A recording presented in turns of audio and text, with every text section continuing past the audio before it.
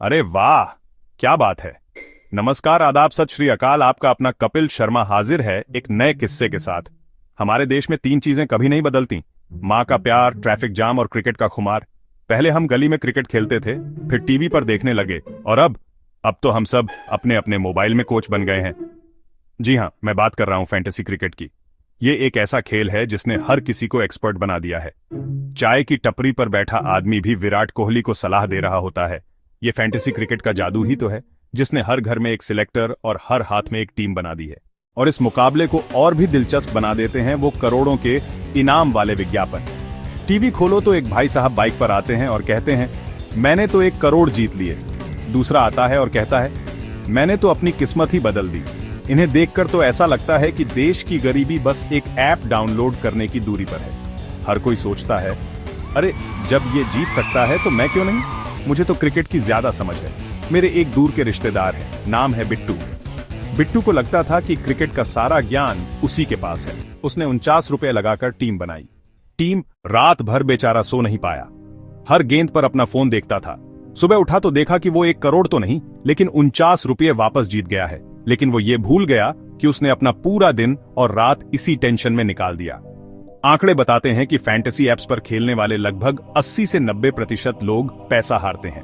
इसलिए अगली बार जब आप किसी को ये कहते हुए सुने कि उसने फैंटेसी क्रिकेट से लाखों कमा लिए, तो उससे ये भी पूछना कि भाई ये बताओ कि अब तक लगाए कितने हैं। असली खेल तो अब शुरू होता है। हिडन चार्जेस यानी छिपे हुए खर्चे। आपको लगा कि 49 रुपये दिए और अब सीधा 1 करोड़ का मुकाबला होगा, लेकिन मेरे दोस्त, पिक्चर अभी बाकी है। एक कॉन्टेस्ट, 1 लाख लोग, कुल इक्वल साइन 49 लाख रुपए। कंपनी कहेगी इनाम इक्वल साइन 40 लाख। वो 9 लाख कंपनी की जेब में चले गए। सेवा शुल्क, कमीशन, इसके बाद आता है TDS, tax deducted at source. नियम, जीत पर 30% टैक्स कटता है और कभी कभी विथड्रॉल फीस भी लगती है, पैसे निकालने पर चार्ज। ये बोनस असल में असली कैश नहीं होता, आप उसे सीधे निकाल नहीं सकते। अगली बार टीम बनाते समय इन छिपे हुए खर्चों का हिसाब लगा लेना। ये सब तरीके हैं आपको ज्यादा खेलने के लिए उकसाने के, इसलिए सावधान रहिए, सतर्क रहिए। अब बात करते हैं एंट्री फीस की। ये वो पहली सीढ़ी है जिस पर चढ़कर हम करोड़पति बनने का सपना देखते हैं। ये एंट्री फीस 10 रुपये से लेकर हजारों रुपये तक हो सकती है। हमें लगता है चलो 49 रुपये ही तो हैं, एक समोसे की कीमत में क्या पता किस्मत चमक जाए। बस इसी साइकोलॉजी का फायदा उठाया जाता है। आप एक कॉन्टेस्ट में 49 रुपये लगाते हैं और हार जाते हैं। धीरे धीरे ये आपकी आदत बन जाती है। महीने के आखिर तक आप ये 49 रुपये करके हजारों खर्च कर चुके होते हैं। ये बोनस असल में असली कैश नहीं होता, आपको उसे खेलने के लिए ही इस्तेमाल करना पड़ता है। और तो और कंपनियां आपको लुभाने के लिए तरह तरह के ऑफर देती हैं। ये बिल्कुल उस दीमक की तरह है जो धीरे धीरे आपके पर्स को खोखला कर देती है। एक झटके में 1000 रुपये मुश्किल है, लेकिन थोड़ा थोड़ा करके हम खर्च कर देते हैं। अब जरा कंपनी की कमाई का हिसाब किताब भी समझ लेते हैं। आखिर ये फैंटेसी एप्स दिन रात टीवी पर विज्ञापन चला रहे हैं, इतने बड़े बड़े एक्टर्स को पैसा दे रहे हैं। ये पैसा आता है आपकी और मेरी जेब से कमीशन के रूप में। जैसा कि मैंने पहले बताया, हर कॉन्टेस्ट में जमा हुई कुल रकम का एक हिस्सा कंपनी अपने पास रख लेती है। ये आम तौर पर 10% से लेकर 25% तक हो सकता है। मतलब अगर एक कॉन्टेस्ट में कुल 1 करोड़ रुपए जमा हुए, तो कंपनी खेल शुरू होने से पहले ही 15 से 25 लाख रुपए अपनी तिजोरी में रख लेती है। ये कमीशन ही इन कंपनियों का असली बिजनेस मॉडल है। ये बिल्कुल उस रेफरी की तरह है जो मैच शुरू होने से पहले ही दोनों टीमों से अपनी फीस ले लेता है। उनका मुनाफा तो पक्का है।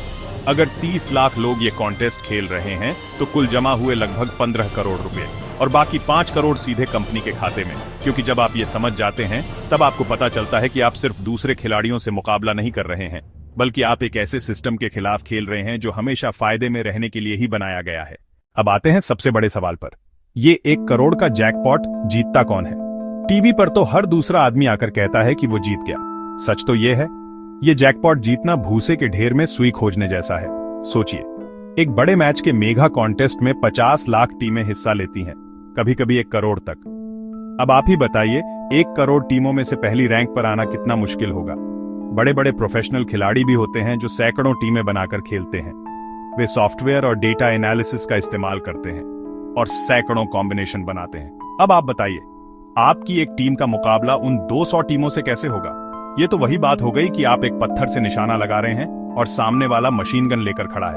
कंपनियां जानबूझकर जैकपॉट की रकम इतनी बड़ी रखती हैं ताकि ज्यादा से ज्यादा लोग आकर्षित हों, क्योंकि जितने ज्यादा लोग खेलेंगे उतना ही ज्यादा उनका कमीशन बनेगा। उन्हें भी पता है कि ये जैकपॉट तो किसी एक को ही मिलना है, लेकिन उसके चक्कर में लाखों लोग अपनी एंट्री फीस गंवा देंगे। विज्ञापनों में हमें क्या दिखाया जाता है? एक साधारण सा लड़का या लड़की जो अचानक से एक दिन करोड़पति बन जाता है। लेकिन विज्ञापन और हकीकत में जमीन आसमान का फर्क होता है मेरे दोस्त। हकीकत ये है कि ज्यादातर लोग यानी लगभग 99% लोग या तो अपनी लगाई हुई रकम हार जाते हैं। मान लीजिए एक कॉन्टेस्ट है जिसमें 10 लाख लोग 49 रुपये लगाकर खेलते हैं। कुल जमा हुए 4 करोड़ 90 लाख रुपए। कंपनी ने इनाम रखा 4 करोड़ रुपए का। पहले विजेता को मिला 50 लाख, दूसरे को 10 लाख और नीचे आते आते इनाम घटता जाता है। लेकिन जो बाकी के लाखों लोग हैं उनका क्या? उनमें से ज्यादातर लोगों को या तो 49 रुपये वापस मिलेंगे या कुछ भी नहीं। वो हमेशा अधिकतम जीत का ढिंढोरा पीटती है, औसत जीत की बात नहीं करती। ये मनोरंजन का एक साधन है जिसमें थोड़ा बहुत रिस्क शामिल है। लोग अपनी नौकरी छोड़कर, अपनी पढ़ाई छोड़कर इसमें किस्मत आजमा रहे हैं, लेकिन हकीकत में वो सिर्फ अपना समय और पैसा बर्बाद कर रहे हैं। इसलिए विज्ञापनों की चकाचौंध में अंधा होने से पहले जीत की इस कड़वी सच्चाई को समझना बहुत जरूरी है। तो क्या इसका मतलब यह है कि फैंटेसी क्रिकेट खेलना ही नहीं चाहिए? नहीं, ऐसा बिल्कुल नहीं है। देखिए, हर चीज के दो पहलू होते हैं। अगर आप इसे मनोरंजन के लिए खेलते हैं तो इसमें कोई बुराई नहीं है।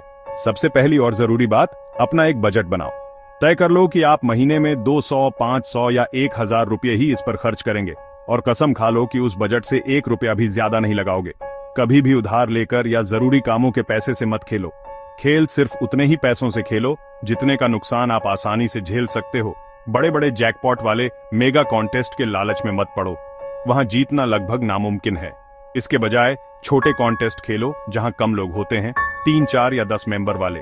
माना कि इनाम छोटा होता है, लेकिन कम से कम कुछ जीतने का मौका तो होता है। और सबसे जरूरी बात, हार और जीत को दिल पर मत लो। समझदारी से खेलोगे तो मजा भी आएगा और नुकसान भी नहीं होगा। तो दोस्तों, आज की इस लंबी बातचीत का सार क्या है?